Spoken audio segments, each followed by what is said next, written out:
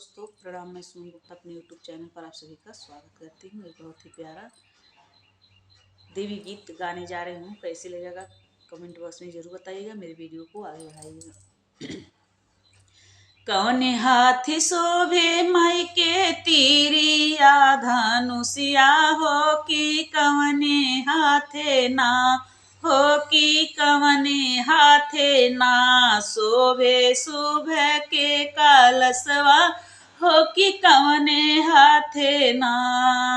बाएं हाथ शोभे माई के तीरिया धनुषिया हो कि दाहिने हाथे ना हो कि दाहिने हाथे ना शोभे सुबह के कलशवा हो कि दाहिने हाथे ना शोभे सुबह के कलशवा हो कि दाहिने हाथे ना।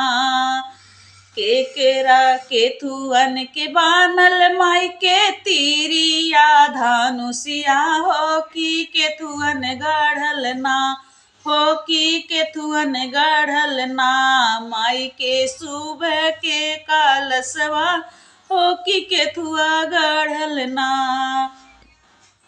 पीतरी के बानल माई के तीरिया धनुषिया हो कि सोनवा गढ़ल ना हो कि सोनवा गढ़ल ना माई के सुबह के कलशवा हो कि सोनवा गढ़ल ना। केकरा के मरबू माई तीरिया धनुषिया हो कि के करे अगनाना हो कि के करे अगनाना धरबू सुबह के कलशवा हो कि के करे अगनाना। पापिहा के मरबे सेवका तीरिया धनुषिया हो कि सेवका के अगनाना हो कि सेवका अगनाना धरबे सुबह के कलशवा हो कि सेवका अगनाना।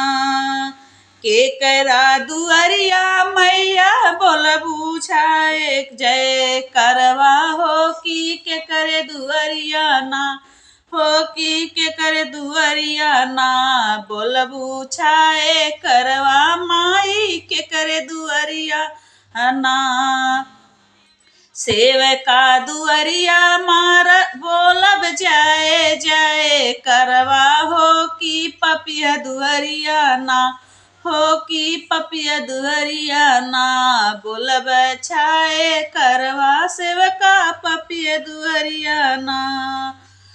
सेवका अगना बोलब हम जाए जाए करवा हो कि पपिया दुअरिया ना बोलब छाए कलवा हो कि पपिया दुअरिया ना।